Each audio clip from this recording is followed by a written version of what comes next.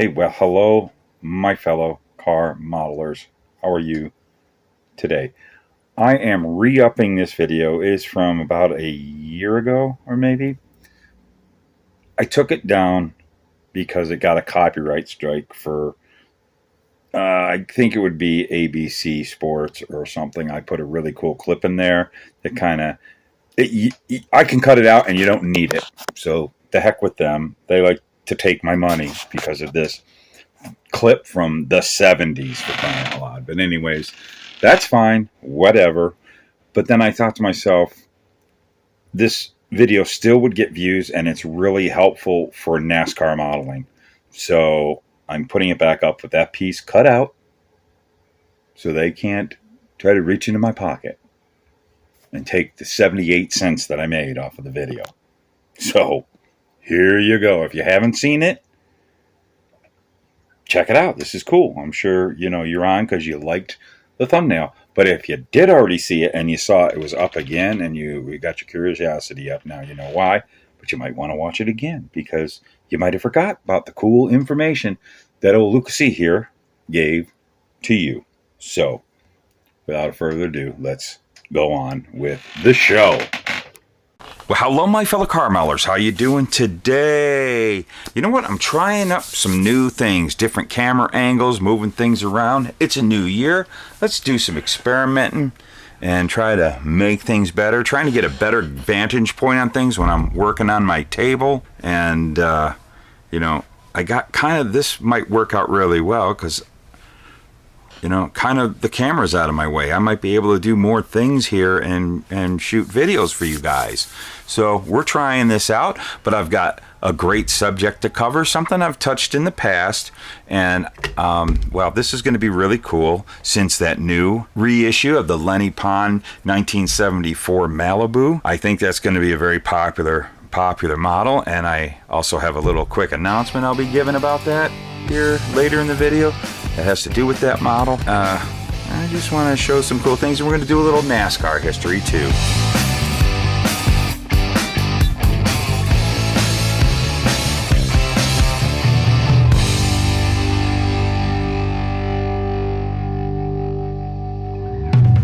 I really saw a huge response in that video I did with the 63 Nova wagon and doing the little mocking up.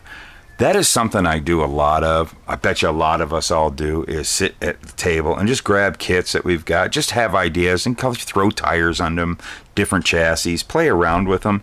It's kind of a fun thing. Doesn't mean we're going to start building on it right away, but it's just throwing ideas around and just having a good time. And it's something I do a lot. Turning the camera on and getting you guys in with me on doing stuff like that, well, it looks like you guys really like that. So I'm going to start doing that a lot more because that video did really well and everybody was really positive about it. So that's kind of what I'm doing today. It's not a model I'm working on, but I think this is really cool information for you guys with this new Lenny Pond kit coming out. I'm pretty excited that they brought that back, although I'm probably not going to buy it because I have that kit, sort of, different versions of it. It was re-released many years ago and I bought up my share. So I have one here, but if you guys remember, and let me push this out of the way, we'll talk about that in a moment, is, you remember, can you see this kit? Saturday Night Thunder kit that Model King put out back, probably about 20 years ago, really. Not quite, maybe 15, I don't know.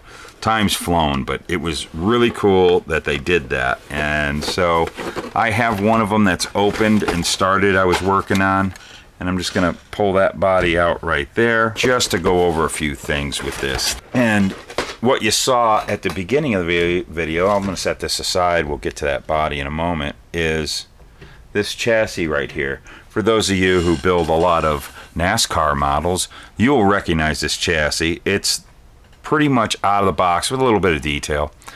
Built this a long time ago, but this is the chassis out of the Thunderbird kits.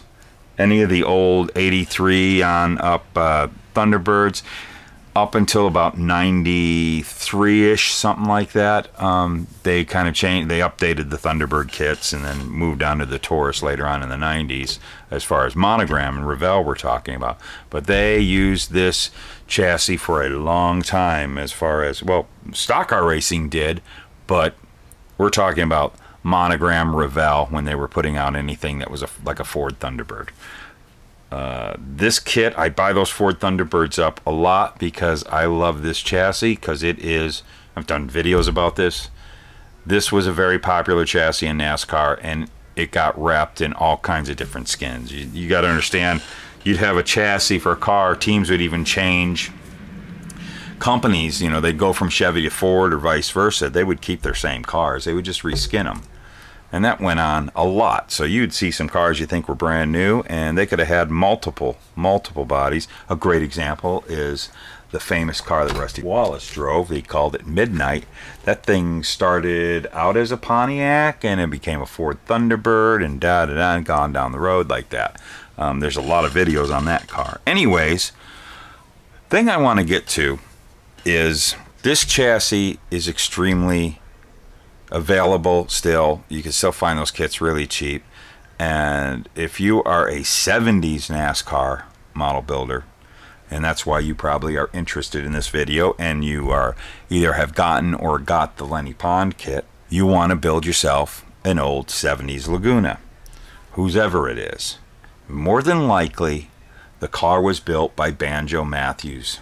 This is an extremely accurate, scaled replica of a Banjo Matthews chassis. This was done by the team head up by Bob Johnson over at Monogram back in the early 80s, and they were very tied in with a lot of the teams back then, and that's why this, and also the Buick, when they came out with that, and they came out with 2 Buicks and 2 Thunderbirds, and in Bob's own words, he said they strived for perfection on these, and he said nothing was good enough when they did these models, and they really nailed it. They did a really good job to the tune that, you know, these kits are, well, this particular kit isn't out, but will be coming back soon. But, you know, we have Salvino's JR models who are still continuing the line after they purchased all of the Monogram molds. So I'm glad, because it's just cool that they're keeping this end of the hobby alive. This is a Banjo Matthews chassis. Banjo Matthews chassis were very prominent through the 70s. It was the most popular car out on the track. Now, the great thing about this chassis that was so popular back in the 70s is this was designed off of the 66 Ford Galaxy. That was mainly the snout here. So this is very much Ford style front end, but the GM cars ran it. It didn't matter. It was a race car, and they put the skin on them. Didn't matter what engine was under there and what skin. And this was the prominent chassis design throughout the 70s. Majority of the cars out there were built by Banjo Matthews. This was something that after 1966, NASCAR allowed the teams to completely fabricate their own frames and chassis. Now they didn't have to use production cars anymore in 67, so that allowed them guys to go, especially the Ford guys, they went and grabbed up the 67 Fairlane, which was a unibody construction with shock towers, but they still wanted to keep their frameworks from the 66 Galaxy, so they took Galaxy frames and shortened them, or they would cut off just the front and bring it into the unibody and build their own frames here, and they called that the half chassis car. This is basically totally off of that all the way into the 90s. Even in the early 90s, when this chassis setup was still being used, there was still so much 60s technology involved. This didn't evolve a lot over those couple of decades. So in the 70s, this was the popular one, built by Banjo Matthews. Even this flooring, that give it that stock flooring, NASCAR had a rule back in the days that it had to be a stock floor panel. It didn't matter what car it came from. They had to keep a good portion of stock stampings for the floor. This was Galaxy stampings, so guys like Banjo and earlier than that, Holman and Mooney basically bought up the toolings from Ford, and they just stamped and stamped for years. They were available, were these floors There's basically 4 sections and it's part of the tunnel. They would stamp the old Ford Galaxy floor out, and that's what that is. And that depicts a Ford Galaxy. Parts of it does, and it's, of course, there was a lot of modifications done by the teams and stuff, but that's basically a floorboard from a 66 Galaxy. There's your little lesson on the Banjo Matthews chassis, a little quick one. So here we go on to where we want to go with. So this is the chassis of preference that you want to do when you do your Malibu or many of your GM and Ford 60s NASCARs. I'm going to get into that right after this. You're watching the Luka C channel on YouTube. Here we are. We've got this chassis. This is a 24 scale 1980s Banjo Matthews chassis that was prominent in all of the Ford kits from Monogram.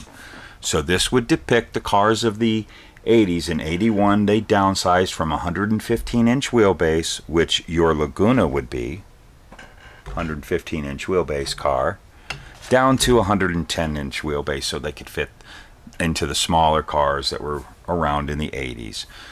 Fuel economy, everything, cars started shrinking. There you go. Wait a second. So this is 110-inch wheelbase. This is supposed to be 115-inch wheelbase. Why would you use this chassis in this body? Well, this won't. I haven't modified this chassis at all, so it might be a bit of a squeeze, but let me show you. It's real easy, but check this out. Look at where the tires land. Look at that, where the tires land. You get what I'm showing you?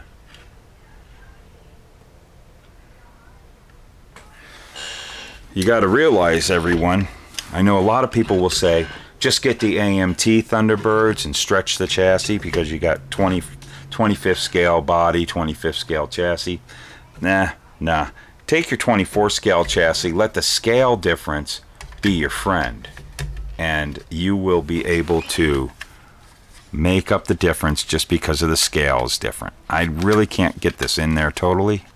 You have to do a little bit of modifying. Look at that. It kind of is going down on there. The dashboard stopping it, you got to change a lot of that right there. Forgive me, I'm still learning here. I can't really see my camera if I don't have it totally in the camera. But you can see how it's popping on there. With a little bit of work, you can get this chassis down. Look at where everything fits in the wheel wells. It's a little bit high again because of this. I haven't done any modifications yet because this is an actual project I was working on, and this is my built-up chassis that I keep. I keep this at all times on my. I'm never going to really build this model. This chassis is really for playing around with mocking up. So this is kind of a tool I leave on my bench here. So, but that shows you this is completely stock built out of the box. No modifications done to it whatsoever, and you can see you have your wheelbase that fits. So let the scales help you out. It will work. You can see right there. Not an issue. Now another thing about the Lenny Pond kit that's come out, that AMT NASCAR Malibu, is I've done some modifications to this wheel well. A lot of modifications. When you get that kit, the wheel well, I didn't really do much to this one. The wheel well is really huge. So I get in there and I do a little, you can see the patchwork I've done. I slice this up and I just cut right here. I do cut right around about that far away from the wheel well, from about there to there. I just slice around the wheel well and then I pull that out and bring it in closer to close up this wheel well back here, because this is just huge. But what you can do is you can play with the wheel well a bit, since you want to close that wheel well up to really get everything centered really well. It's pretty freaking close to where you're using your 24 scale body. You can definitely maneuver your wheel wells around to make it definitely work out perfect where your tires and wheels are center in that wheel well. But I did modify that wheel well. It is smaller than the way it is stock. I wish I had one of these bodies out right now to show you, but you all take a look at that. That was that was kind of a thing. I really like this body. The kit is very basic. a lot of you are going to look at it and go, oh, the chassis is just so basic, and you can build it into a nice model. I'll even show you. This model right here I was working on, and I wanted to just use the kit. So here's my chassis. Comes with a floor pan, and I was already doing some work to the floor pan. The chassis, extremely basic. I didn't do any modifications to it. Not very accurate. This is all added in. I scratch built all that.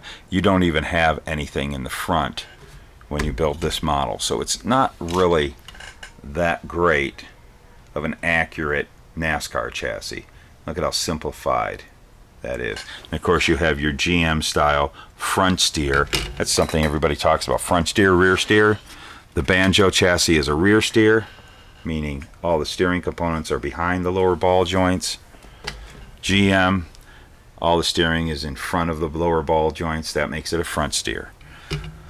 So I wasn't really caring with what I was doing at the time with this model. I just wanted to work with it. I added those upper control arms. This is all added to make it look a little better. The whole suspension was added. That doesn't look like that out of the box. And I thought, oh, look at this here. I happen to have a stock chassis. Look at that. You can see how that's all you get. There's nothing that goes in the front. There's no front suspension. That's all you get is a rod through the engine block and you know, that old thing. And there's your rear end. So I had to make it I just made this a little better. So that's something you can do. A lot of those parts were from the NASCAR GM chassis, which was a Laughlin chassis, the Monogram Buick, Monte Carlo, on and on and on, those GM cars. So I took all those components. I think the upper control arms are actually, they're from one of the stock car kits. Not for sure. And then, of course, that's just bars bent and fitted and all that stuff. Just a evergreen rod to do that, to that, from that, to that. So that's what I had going on with this car. Closing up that wheel well. Those are pretty much the only modifications I did, but I've been working on it. I might get back on this. I kind of stalled on it many years ago, of course. But if I was to really get serious about building one, which I have like 3 more of these, I do plan on just taking the Banjo Matthews chassis that comes from the Monogram Ford Thunderbirds and going for it. Right? Just have fun. That's the whole thing with modeling, is we have fun with this. That's what's so great. Buy up those kits. I got tons of them just for doing that. I want to do it with the MPC 75, 76 Laguna.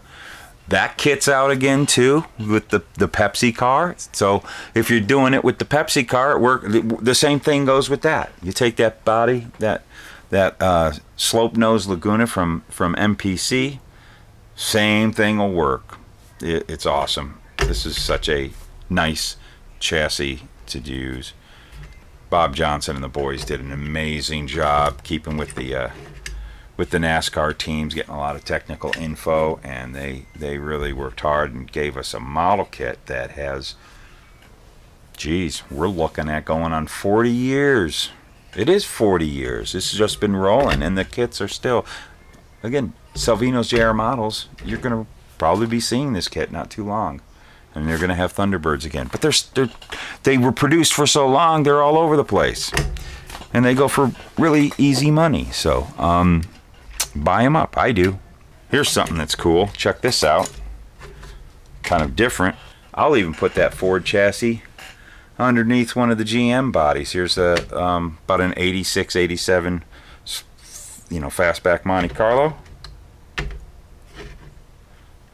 Ooh, yeah. Jim's 3D printed grill, and you can see that is a Banjo Matthews chassis in there. Fits right in. I do this all the time because a lot of these cars in the 80s, even Dale Earnhardt, he loved the rear steer Banjo chassis. There's a lot of Dale Earnhardt Goodwrench cars that has this chassis in it. So you can just go ahead and just pop it in. It fits pretty nice. I was actually building this originally. This was going to be a, as you can tell from the wheels, it was going to be a Mountain Dew Buick. So I had a Mountain Dew body on there, you know, Buick body. Didn't really do much. You can see I just kind of trimmed the front pegs off here. But this fit right into the Buick body, no problem. So there's a couple things. There's a few things. Just messing around at the bench, you get to learn some things about the models. Open up your head. Think out of the box. Hey, so we're gonna wrap that up. I hope you learned something, and I'm having some fun here, just tinkering around on the table, and I hope this helps you guys out. Go out, even if you were thinking about getting the new version of the MPC Pepsi Malibu there, the Laguna, or the 74 Lenny Pond Malibu. Go get them. They're cool kits. They're different kits. They got different chassis in them. The chassis are kind of, you know, old. They're old kits, and this is a way to make them a little more realistic, or, you know, you want to go for a more authentic look. There you go. Very easy to do. I love how all this stuff is so interchangeable with very little work. One last thing. Oh, I forgot to tell you. Little hint. So this is a 74. If you want to do a 73 Malibu, do your research. There's a little bit of differences. You'd have to cut this back window out, but the front bumpers and grill and the rear taillights are different on the 73. Well, this week, Luka C Products is going to be coming out with a conversion kit for the Lenny Pond kit to do your 73 Malibu. You're welcome. Why do we do this building of model cars? 'Cause it's fun. Now here's the producers.